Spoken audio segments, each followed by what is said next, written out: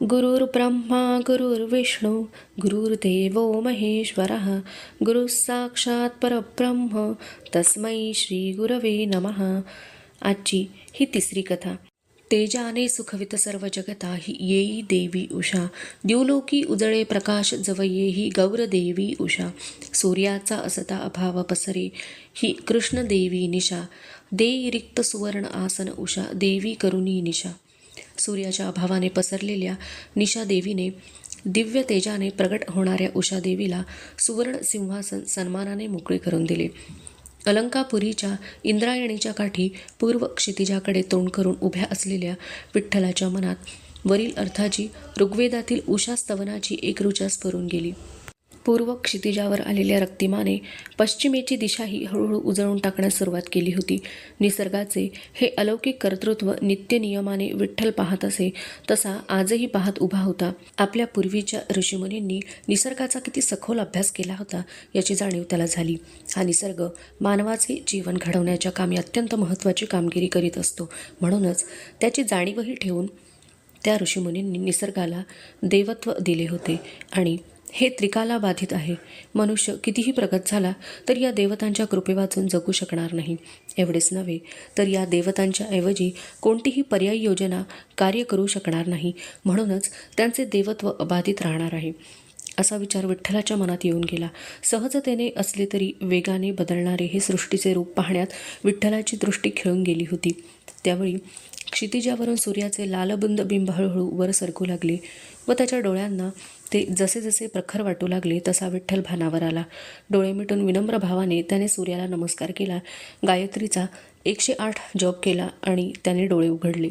डोक्याला किरमिजी रंगाचे पागोटे, खांद्यावर लालकाठी उपरणे, तलम धोतर, कपाळावर केशरी गंध अशी एक मध्यम बांध्याची पोक्त व्यक्ती विठ्ठलाच्या समोर हात जोडून उभी आहे असे त्याला दिसले. सूर्यनारायणाला जोडलेले हात तसेच ठेवून विठ्ठलाने पित्यासमान असणाऱ्या त्या व्यक्तीला नम्र अभिवादन केले व झटकन पुढे होऊन त्याने त्या व्यक्तीच्या पायांना स्पर्श करण्याचा प्रयत्न केला.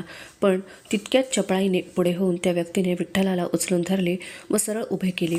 ती व्यक्ती म्हणाली, नाना, आपण माझ्यापेक्षा जरूर लहान आहात हे मी मान्य करीन, पण आपली साधना तपस्या पाहता मीच आपणास वाकून नमस्कार केला पाहिजे. असे म्हणून ती व्यक्ती वाकू लागली तेव्हा विठ्ठलाने त्यांचा हात धरून त्यांना म्हटले, क्षमा असावी. आपण मला बाबांप्रमाणे म्हणजेच पित्या समान आहात. आपल्या दर्शनाने मला पित्याची स्मृती झाली. मला अलंकापुरी येऊन 2 सप्ताह झालेत. अनेक लोक येथे घाटावर येतात जातात, पण आज आपणच प्रथम माझ्याशी बोलतात. आज मला खरोखरीच बरे वाटले. विठ्ठलाचे बोलणे संपताच ती व्यक्ती म्हणाली, या देहाला सिधोपंत म्हणतात. गावचे कुलकर्णी पण करतो. गेले 2 सप्ताह मी आपली दिनचर्या पाहतो आहे. मला वाटले आपण यात्रेकरू असाल तर 2-4 दिवस आपला मुक्काम होईल, पण आपणास हा परिसर आवडलेला दिसतो. शिवाय आपल्या वयाकडे पाहता आपण नुकतेच गुरुकुलातून बाहेर पडलेले दिसता, म्हणून आपल्याविषयी उत्सुकता वाटली. माझी अशी विनंती आहे की आज आपण कोठेही माधुकरीस न जाता आमचे घरीच भोजनास यावे. सिधोपंत बोलण्याचे थांबले. आता विठ्ठल काय उत्तर देतो याकडे त्यांचे लक्ष होते. विठ्ठलाच्या डोळ्यांसमोर आपेगाव उभे राहिले. मातोश्रींनी तयार केलेल्या अन्नब्रह्माचा सुवास त्याला जाणवू लागला. घर सोडल्यापासून कोण्या गृहस्थाघरी भोजन घेतले नव्हते. तो योग आज येत आहे. शिवाय समोरील सिधोपंतांच्या आर्जवी शब्दांना एकदम तोडणेही शक्य होईना, म्हणून विठ्ठलाने संमती दिली. आपल्या इच्छेबाहेर मी नाही. विठ्ठल असे म्हणतात सिधोपंतांचा चेहरा आनंदित झाला. ते पुढे व विठ्ठल मागे असे चालू लागले. 2-3 गल्ल्या ओलांडल्यावर सिधोपंत एका मोठ्या वाड्यासमोर उभे राहिले. मागे वळून ते विठ्ठलाला म्हणाले, यावं आपण. असे म्हणून सिधोपंतांनी वाड्यात प्रवेश केला. उजव्या बाजूला दगडी चौरंग होता. तेथे एक पाण्याचे घंगाळ होते. सिधोपंतांनी पाय धुतले व त्यांनी तांब्या भरून विठ्ठलाच्या हाती दिला. विठ्ठलाने पाय धुतले व त्याने वाड्याचे निरीक्षण केले. वाड्याचा तो चौक होता. वाड्याचे दार पश्चिमेला होते. उत्तरेला गोठा, त्यात 4-5 गायी व त्यांची वासरीही होती. समोर ओसरी, झोपाळा, कोपऱ्यात माडीवर जाणारा जिना, माडीला 2 खोल्या असण्याची शक्यता. चौकात मध्यभागी तुळशी वृंदावन, खाली सगळीकडे फरसबंदी. वृंदावनासमोर शेणाने सारवून घेतलेले, त्यावर मोकळ्या हाताने व स्वैर रेखांनी एक सुरेख रांगोळी काढलेली होती. विठ्ठलाचे निरीक्षण चालू होते तोच त्याच्या कानांवर सिधोपंतांची हाक आली, आपण असे वर यावे. आणि विठ्ठल 4 पायऱ्या चढून ओसरीवर आला. एक मोठा झोपाळा लोंबत होता. त्यावर गादी व त्यावर पांढरी स्वच्छ चादर घातलेली होती. सिधोपंत त्यावर बसले व शेजारी हात दाखवत म्हणाले, आपण असे इथे बसावे. विठ्ठलाची तंद्री सिद्धोपंतांच्या बोलण्याने मोडली. स्वतःला सावरत तो म्हणाला, आपेगावच्या कुलकर्ण्यांचा मी मुलगा. मला विठ्ठल म्हणून हाक मारतात पिताजी गोविंदपंत व मातोश्री नीराबाई. मी फारच उशिरा झालो असल्याने एकटाच आहे. सिद्धोपंतांच्या चेहऱ्यावर समाधान पसरले. सिद्धोपंतांनी सर्व चौकशी केली. विठ्ठलाने पैठणात घेतलेल्या शिक्षणापासून अलंकापुरीपर्यंतचा मागील सर्व इतिहास सांगितला. विठ्ठलाच्या तोंडून हकीकत ऐकत असताना सिद्धोपंत आनंदूनच जात होते, कारण त्यांच्या मनात आलेला एक विचार पूर्णत्वास जाण्याची शक्यता होती. मध्यान्ह झाली. सिद्धोपंतांनी वैश्वदेव करून काकबळी बाहेर टाकला व विठ्ठलाला भोजनास घरात येण्याविषयी सांगितले. विठ्ठलाने स्वयंपाकघरात प्रवेश केला आणि विठ्ठलाची नजर चौफेर फिरली.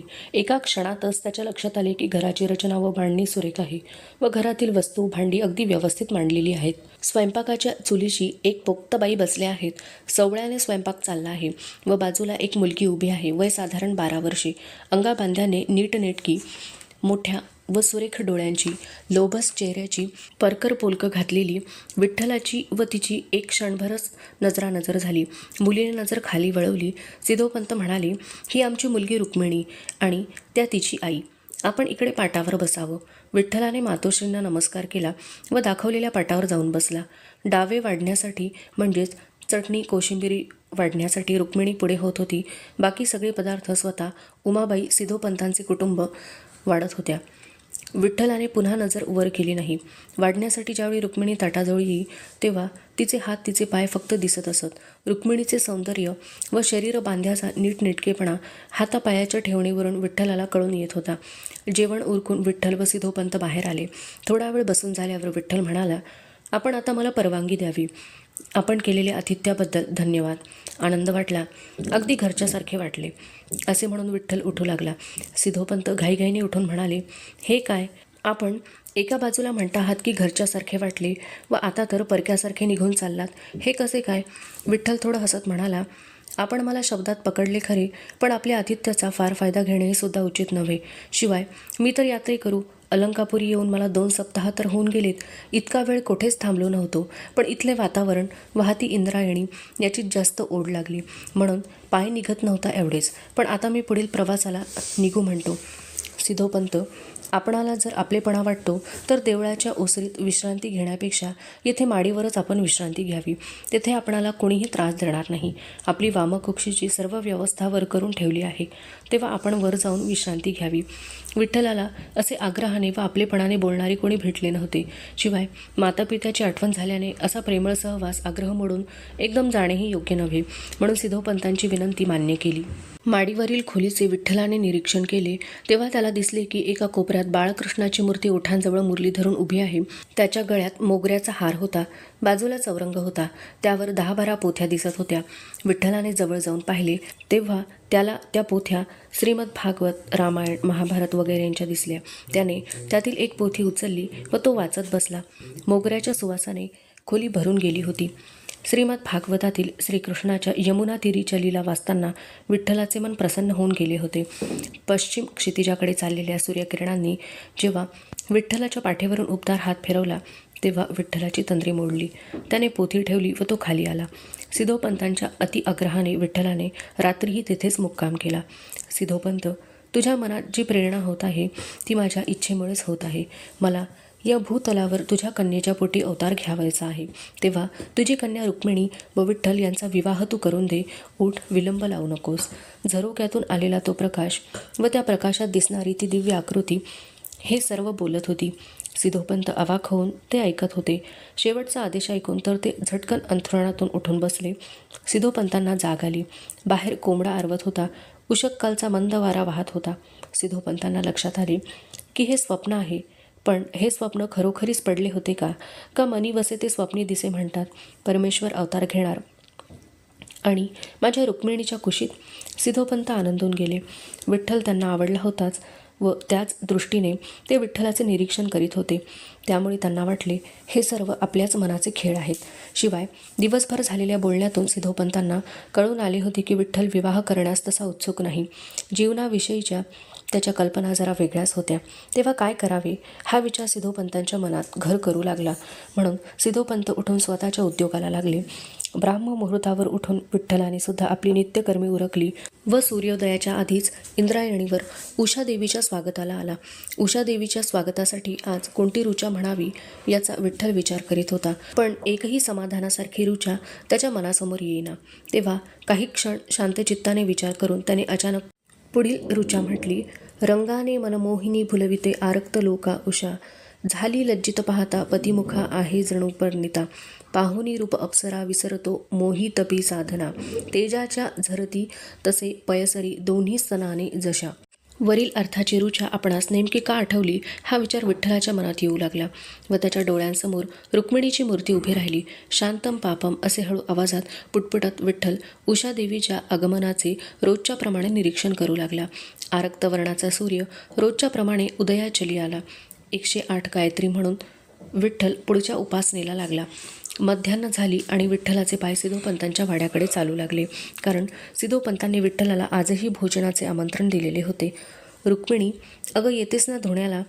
शेजारच्या सुशिलेने रोजच्याप्रमाणे रुक्मिणीला हाक मारली. आले ग, अशी साथ घालत रुक्मिणी स्वयंपाकघरात डोकावून म्हणाली. आई ग, मी धुणं धुवून येते ग. आणि रुक्मिणीने धुण्याचे पातेले उचलले व ती वाड्याच्या बाहेर पडली. सिद्धोपंत झोपाळ्यावर मंदगतीने झोपाळा हलवत होते, पण त्यांच्या मनात मात्र वेगाने विचारचक्र चालू होते. रुक्मिणी धुण्याला जाण्याचीच ते वाट पाहत होते. रुक्मिणीने बाहेर पाऊल टाकले व सिद्धोपंत स्वयंपाकघरात गेले. उमाबाई स्वयंपाकात गुंतल्या होत्या. सिद्धोपंत जवळच पाठ मांडून बसले व म्हणाले. अहो, तुम्ही जरा माझ्या बोलण्याकडे लक्ष द्याल काय? सिद्धोपंतांचे बोलणे ऐकून उमाबाईंनी चुलीतील जाळ बाहेर ओढला व त्यावर पाण्याचा एक शिपकारा मारून त्या म्हणाल्या. हो, बोला. सिद्धोपंत, अहो, काल रात्री आम्हास एक स्वप्न पडले. पंढरीचा पांडुरंग किंवा ते विष्णू रूपच असावे. वरील झरोक्यातून एक प्रकाशाचा झोत आला आणि मी झोपलो होतो तेथे जवळ स्थिर झाला. त्यात मला ते रूप दिसले आणि सिद्धोपंतांनी स्वप्नाची सर्व हकीकत उमाबाईंना सांगितली. ते ऐकून उमाबाई आश्चर्याने थक्कच झाल्या. थोड्या वेळाने त्या म्हणाल्या. मग इकडून काय विचार झालाय? सिद्धोपंत, मला खरं म्हणजे काहीच समजेनासे झाले आहे.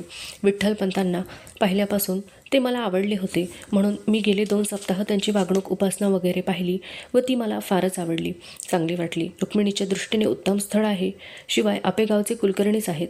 तेव्हा आपला विचार घ्यावा व मगच विठ्ठलपंतांशी बोलावे.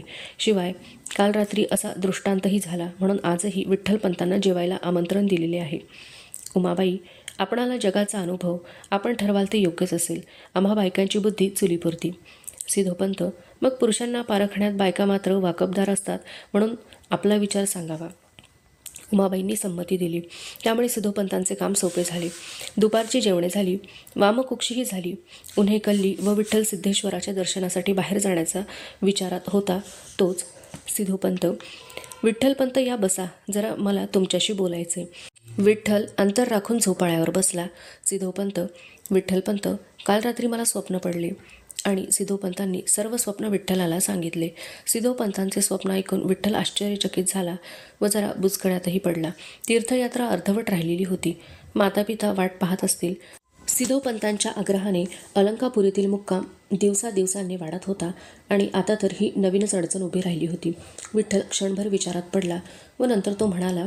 सिद्धोपंत, आपण मला पित्यासमान आहात. आपला अवमान करण्याचा माझा हेतू नाही, पण पैठणात असल्यापासून एका आगळ्या वेगळ्या जीवनाची माझी कल्पना आहे. सर्वसामान्यपणे विवाह करून जीवन घालवावे व समाजाची दुरवस्था उघड्या डोळ्यांनी पाहत राहावे हे मला पटत नाही. ही दुरवस्था दूर करण्यासाठी जीवनाचा होम करावा अशी माझी इच्छा आहे. ही एक गोष्ट झाली. दुसरे म्हणजे मला आपणाला खोटे ठरवावयाचे नाही, पण आपणाला जसा भगवंताचा पांडुरंगाचा आदेश झाला, दृष्टांत झाला, तसा मलाही होणे आवश्यक आहे असे आपणाला नाही का वाटत? जर मला आज रात्री तसा दृष्टांत झाला तर मी आपल्या शब्दाबाहेर नाही. आज रात्री पुरता मुक्काम आपल्याकडे राहील. उद्या मी पुढील तीर्थयात्रेसाठी प्रस्थान ठेवावे असे मला वाटते. आपल्या आतिथ्याने मी अगदीच भारावून गेलो आहे, यात शंकाच नाही. पण यात्रेकरूला असे एका मुक्कामी जास्त दिवस राहणेही बरोबर नाही, हो ना? असे म्हणून विठ्ठल वाड्याबाहेर पडला. दाराआडून उमाबाई हा सर्व संवाद ऐकत होत्या. विठ्ठल निघून गेल्यावर त्या ओसरीवर आल्या. सिद्धोपंतांकडे त्यांनी प्रश्नार्थक मुद्रेने पाहिले. सिद्धोपंत, अहो, काळजी करण्याचे काहीच कारण नाही. परमेश्वराची खरोखरीच तशी इच्छा असेल तर परमेश्वरच पुढील कार्य पाहील. आपण आपले कार्य केले, होय ना? चला लागूयात आपल्या उद्योगाला. इतक्यात रुक्मिणी बाहेरून धावत आली आईजवळ उभी राहून ती सिद्धोपंतांना म्हणाली, बाबा, आम्ही की नाही नदीजवळ मोकळ्या जागेत खेळायला गेलो होतो. आपल्याकडील पाहुणे सिद्धेश्वराच्या देवळाजवळ बसले होते. त्यांचा चेहरा चिंताक्रांत दिसत होता. काय झाले हो बाबा त्यांना? सिद्धोपंत, काही नाही हो बाळ, त्यांना उद्या तीर्थयात्रेला जायचे, पण त्यांना आणखीन काही दिवस राहावयाचे आहे असे दिसते, म्हणून असेल. निरागस रुक्मिणीने पुढे काहीच विचारले नाही. आईने रुक्मिणीला जवळ ओढले व तिच्या डोक्यावरून हात फिरवून तिच्या मस्तकाचे अवग्रहण केले. रुक्मिणीने स्वतःला आईपासून सोडवून घेतले व निघून गेली. रात्रीचे जेवण उरकून विठ्ठल माडीवर आला. रोजच्या प्रमाणे आजही श्रीकृष्णाला मोगऱ्याचा हार घातला होता. मंद सुगंध खोलीत पसरलेला होता. विठ्ठल त्या मूर्तीकडे एकटक पाहत त्या मूर्तीसमोर बसला. किती वेळ गेला याची नोंद केली गेली नाही. विठ्ठलाचे डोळे तेथेच हळूहळू मिटले व त्याला समाधी लागली. विठ्ठलाला श्रीकृष्णाच्या मूर्तीच्या ठिकाणी पंढरपूरचा पांडुरंग दिसू लागला. कटीवर हात ठेवून तो विठ्ठलाकडे पाहून हसत होता. देव, विठ्ठला, सिद्धोपंतांनी सांगितले ते खरे आहे. मला तुमच्या पोटी अवतार घ्यावयाचा आहे, म्हणून मी तुला येथे आणले. आता सिद्धोपंत सांगतील त्याप्रमाणे ऐक, सर्व काही ठीक होईल. आणि मूर्ती बोलायची थांबली. विठ्ठलाची समाधी उतरली आणि विठ्ठलाने डोळे उघडले. तेव्हा त्याला कळले की तो रात्रभर श्रीकृष्णासमोरच बसून होता. विठ्ठलाला चांगलीच जाग आली. त्याने आकाशात पाहिले तेव्हा घटकाभरातच सूर्योदय होणार हे त्याच्या लक्षात आले. त्याचा दिनक्रम सुरू झाला. इंद्रायणीवर स्नान उरकून नेहमीच्या जागी उभे राहून विठ्ठलाने हात जोडले व उषादेवीचे स्तवन केले. दोघी त्या युगी खेळ खेळत निशा, शिवाशिवीचा उषा. मागे नित्य निशा पुढे पळत ती राहे पुढे ही उषा. होऊ दे जगता प्रसन्न करू दे मांगल्य जीवा उषा. बुद्धीचे वरदान सत्यवचनी दे पालनाचे उषा. ऋग्वेदातील वरील अर्थाची ऋचा विठ्ठलाला स्फुरली, कारण त्याच्यापुढे फार मोठा प्रश्न उभा राहिला होता. अर्थात परमेश्वराने दिलेल्या आदेशाचे पालन करणे भाग आहेच. पुढे तो जशी बुद्धी देईल त्याप्रमाणे करू असा निश्चय करून विठ्ठलाने नित्याची उपासना केली. मग मध्यान्ही परत आला. आपणास जसा रात्री परमेश्वराचा दृष्टांत झाला तसा काल रात्री मला दृष्टांत झाला. आपण सांगितल्याप्रमाणे एका शब्दाचाही फरक न करता भगवंताने मलाही तसाच आदेश दिला आहे. आता मी आपल्या इच्छेबाहेर नाही, आपण पुढील कार्याला लागू शकता. मध्यान्हीच्या वेळेला सिद्धोपंत विठ्ठलाची वाट पाहत झोपाळ्यावर बसलेले होते. वाड्याच्या प्रवेशद्वारातून येणाऱ्या विठ्ठलाकडे सिद्धोपंतांचे लक्ष गेले. काल रात्री काही घडल्याचे चित्र चेहऱ्यावर दिसते का हे पाहण्याचा सिद्धोपंत प्रयत्न करीत होते, पण आनंदाची, समाधानाची अशी कोणतीच लक्षणे चेहऱ्यावरचे भाव पाहता सिद्धोपंतांना दिसले नाहीत. त्यामुळे त्यांचे पितृहृदय धडधडू लागले. ते विचार करू लागले, परमेश्वराने मलाच दृष्टांत दिला आणि विठ्ठलपंतांना दिला नसला तर त्यांना काय वाटेल. मी माझी मुलगी त्यांच्या गळ्यात बांधण्यासाठी परमेश्वराच्या दृष्टांताचा आधार घेऊन फसवण्याचा प्रयत्न केला. ओसरीवर आल्यावर माडीवर जाण्यापूर्वी विठ्ठलाने वरीलप्रमाणे झोपाळ्यावर बसलेल्या सिद्धोपंतांना रात्री झालेल्या दृष्टांताचा खुलासा केला व तो माडीवर गेला. विठ्ठलाच्या मुखातील ते शब्द ऐकून आतापर्यंतच्या कुतर्काने चिंतित असलेल्या सिद्धोपंतांच्या चेहऱ्यावर समाधान दिसू लागले. हृदयावरील दडपण दूर झाले व त्यांनी सुटकेचा निश्वास टाकला. आनंद व समाधान पसरलेले चेहऱ्यावर एका विचाराने पुन्हा गांभीर्य निर्माण झाले. त्यांच्या मनात विचार येऊ लागला. दृष्टांताची हकीकत सांगताना विठ्ठलाच्या चेहऱ्यावर विशेष आनंद, उत्साह दिसला नाही. अशा सुस्वरूप मुलीची प्राप्ती होत असताना व गेल्या 4 दिवसातील त्याचा आमच्याशी वाढलेला आपलेपणा पाहता त्याला आनंदच व्हावयास पाहिजे का, त्याला हा संबंधच रुचला नाही.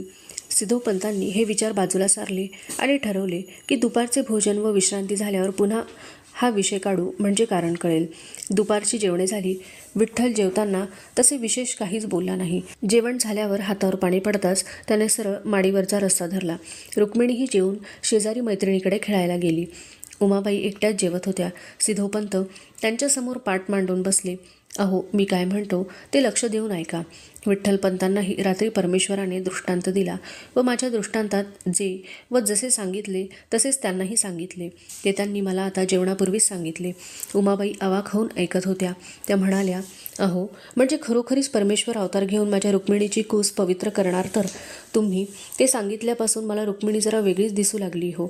सिद्धोपंत उमाबाईंना मध्येच थांबवून म्हणाले, अहो, पण एक विशेष आहे. विठ्ठलपंतांच्या चेहऱ्यावर आनंद दिसला नाही. देवाचा दृष्टांत व लग्न म्हणजे तसे त्यांना विशेष वाटलेले दिसले नाही. उलट त्यांच्या चेहऱ्यावर मला काळजीच दिसत होती. उमाबाई, अहो, असे काय करता? इतर तरुण मुलांप्रमाणे विठ्ठलपंत उच्छृंखल नाहीत, पोक्त विचारांचे आहेत. शिवाय तुम्हाला सांगताना ते लाजणार नाहीत काय? आणि दुसरी गोष्ट, त्यांना त्यांच्या मातापित्याची आठवण झाली असेल, हे कसे तुमच्या लक्षात आले नाही? त्यामुळे त्यांच्या चेहऱ्यावर उदासीनता आली असेल. आपली मुलगी रुक्मिणी लाखात एक आहे, अगदी नक्षत्रासारखी सुरेख आहे. तिला नावं ठेवायला एक तिळभरसुद्धा जागा नाही. आतापर्यंतचे वागणे बोलणे कसे आनंदाचे होते. त्यांनी कधी रुक्मिणीकडे नजर वर करून पाहिले नाही.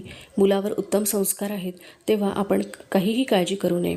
सिद्धोपंतांना उमाबाईंच्या बोलण्याने खूप दिलासा मिळाला. विठ्ठलपंत, जरा बसता, मी थोडे बोलू इच्छितो. संध्याकाळी सिद्धेश्वर दर्शनाला बाहेर पडणाऱ्या विठ्ठलाला सिद्धोपंत म्हणाले.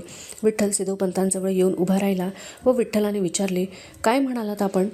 सिद्धोपंत, विठ्ठलपंत, आपणाला आमची रुक्मिणी पसंत नाही काय?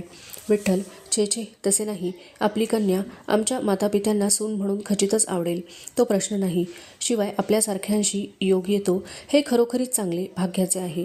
आणि याहीपेक्षा महत्त्वाचे म्हणजे परमेश्वराची इच्छा आहे, तेव्हा ते सर्व चांगलेच होणार. तेव्हा तुम्हाला विवाहाची तयारी करावयास हरकत नाही. एवढे बोलून विठ्ठल बाहेर पडला. सिद्धोपंत, वैशाखातील जो मुहूर्त आहे तो शेवटचा आहे. आता फक्त 3 सप्ताह बाकी आहेत. पुढे मुहूर्त एकदम दिवाळीनंतर पहा. समोर बसलेले पुरोहित पंचांगामध्ये पाहून बोलत होते. सिद्धोपंत दाराआड उभ्या असलेल्या उमाबाईंना म्हणाले, अहो, ऐकताय ना? मग काय विचार आहे? मला वाटते थोडी घाई होईल, पण वैशाखातील मुहूर्त सोडू नये. तुमचे काय मत आहे? उमाबाई म्हणाल्या, तुम्ही म्हणता आहात तर आत्तापासूनच कामाला लागते. शेजारणी तयारच आहेत कामाचा उरका पाडायला. सिद्धोपंत, मग ठीक आहे, बाहेरची कामे आम्ही पाहू, पण एक गोष्ट होणार आहे. आपेगावच्या व्याह्यांना बोलवायला वेळच नाही. विठ्ठल रुक्मिणीचे लग्न ठरल्याची बातमी ज्या वेगाने गावात पसरली त्यापेक्षाही वेगाने दिवस सरत गेले व ठरल्या मुहूर्तावर विठ्ठल रुक्मिणी विवाहबद्ध झाली. ईश्वराचे संकेत आपला कार्यभाग वेळच्या वेळी उरकत असतात, त्यांना विलंब नको असतो. रुक्मिणीला तिच्या मैत्रिणींनी खूप चिडवून घेतले, पण रुक्मिणी चिडलीच नाही. कारण भातुकलीच्या खेळात रुक्मिणीचीच नेहमी बाहुला असे कोणाचा तरी. त्यावेळी रुक्मिणी आपल्या बाहुलीला अशीच खूप सजवून मांडवात आणत असे. त्यावेळी रुक्मिणीच्या मैत्रिणी तिच्या बाहुलीची अशीच खूप थट्टा करीत असत. आज रुक्मिणी स्वतःच तिच्या बाहुलीच्या जागी होती, एवढाच फरक.